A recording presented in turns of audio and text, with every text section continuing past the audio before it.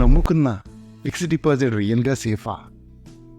మనందరి అనుభవంలో ఉన్న ఓ విషయం ఇక్కడ ప్రస్తావిస్తాను. పెద్ద ఏనుగు ఒక చిన్న తాడు దాని కాలి కట్టి దాన్ని ఒక చిన్న గుంజ కట్టి ఉంచుతారు. కానీ అంత పెద్ద ఏనుగు ఏమాత్రం కదలక అక్కడే నిలబడిపోయి ఉంటుంది. దీనంతటి కారణం అది చిన్నప్పుడు ఒక పిల్లగా ఉన్నప్పుడు ఆ తాడు దాన్ని కట్టి ఉంచగలిగేది. అప్పుడు దాని మైండ్లో పడిన ముద్ర ఏమంటే, తాడు చాలా బలమైనది, దాన్ని తెంచడం నా వల్ల కాదు అని అది నమ్మింది. ఇక జీవితాంతం ఆ ప్రయత్నం చేయక ఎప్పుడైతే కడతారో అక్కడే ఉండిపోతుంది. ఇది మనకు సుపరిచితమైన అనుభవం.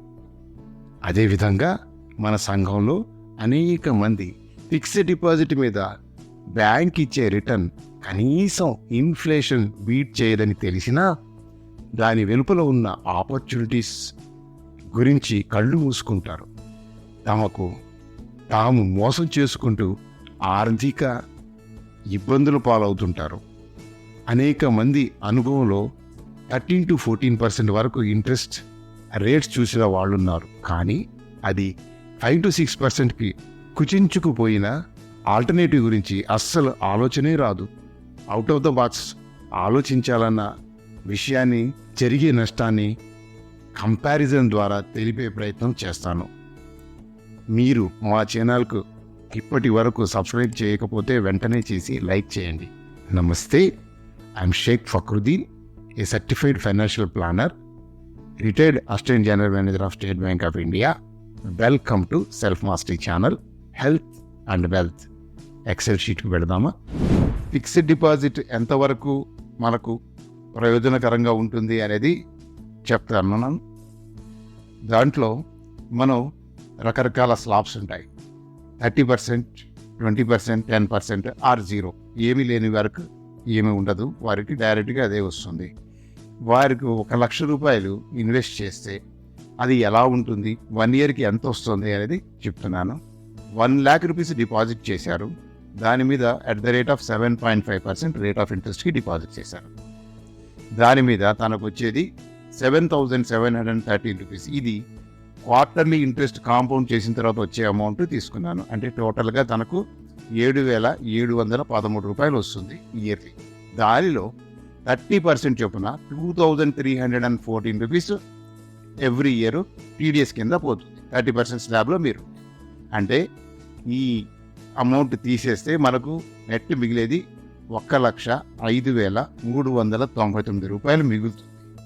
కానీ ఒక మహమ్మారి, అదే ఇన్ఫ్లేషన్, మన యావరేజ్ ఇన్ఫ్లేషన్ 6% తీసుకుంటే యాక్చువల్గా మన Indian average for last 60 years 7.5% ఉంది. అయినప్పటికీ యావరేజ్న ఫ్యూచర్లో తక్కువ ఉంటుంది అనుకొని 6% తీసుకుంటే మనం 6,000 రూపీస్ ఇయర్లీ మనకు ఇన్ఫ్లేషన్ రూపంలో మన క్యాపిటల్ ఎరోజన్ అయిపోతూ ఉంటుంది. దాన్ని అది కూడా డిడక్ట్ చేస్తే మనకు మిగిలింది 99,399 రూపీస్ మాత్రమే. అంటే మీరు 1 ఇయర్ ఇన్వెస్ట్ చేయడం వల్ల మీకు నెట్ లాస్ 601 రూపీ నెట్గా లాస్ వస్తుంది. ఇది over the period of time 3 ఇయర్స్కి మాత్రమే మీరు బ్రేక్ ఈవెన్ని క్రాస్ చేయరు. అంటే ఇంట్రెస్ట్ కూడా ఉంటుంది కాబట్టి ఇంట్రెస్ట్ మీద కూడా ఇంట్రెస్ట్ అయితే నెక్స్ట్ ఇయర్ నుంచి అది క్యాప్చర్ అవుతుంది. ఇలాగే 20% స్లాబ్లో ఉంటే మీకు మిగిలేది 170 రూపీస్ మాత్రమే. అదే 10% స్లాబ్లో ఉంటే 947. ఇది మనం వేయంగానే అనుకునేది 7,713 వస్తుంది అనుకుంటాం, కానీ అలా కాదు. వాస్తవాన్ని గ్రహించాలి, దానిలో వచ్చే నష్టాలన్నీ చూడాలి, ఇన్ఫ్లేషన్ ఇంపాక్ట్ కూడా పరిగణలోకి తీసుకోవాల్సిన అవసరం ఎంతైనా ఉంది. అదే 0లో ఉందనుకోండి, అసలు ట్యాక్సే లేదు ఆయనకి, తనకు ఎంత ఉంటుందంటే తనకు కూడా ఇన్ఫ్లేషన్ తీసేస్తే రియల్గా మిగిలేది 1,713 రూపీస్ మాత్రమే.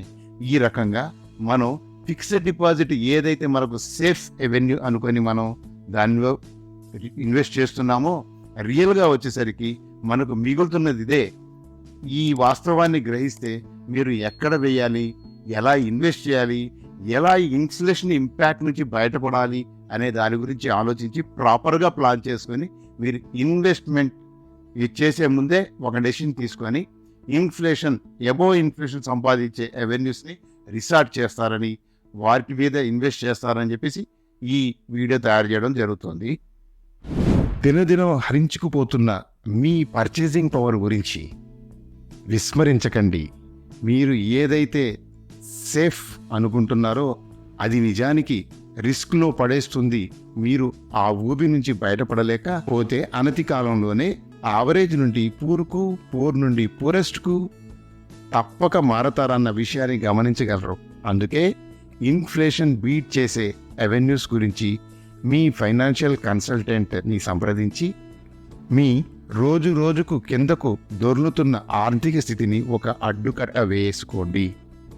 ఎవరైనా మా సంస్థ సహాయ సహకారాలు కావాలనుకుంటే పైన కనబడుతున్న వాట్సాప్ నంబర్కు కాల్ లేదా మెసేజ్ చేస్తే మా టీం మీకు కాల్ చేసి మీకు ఫ్రీ జూమ్ మీటింగ్ ఏర్పాటు చేస్తుంది.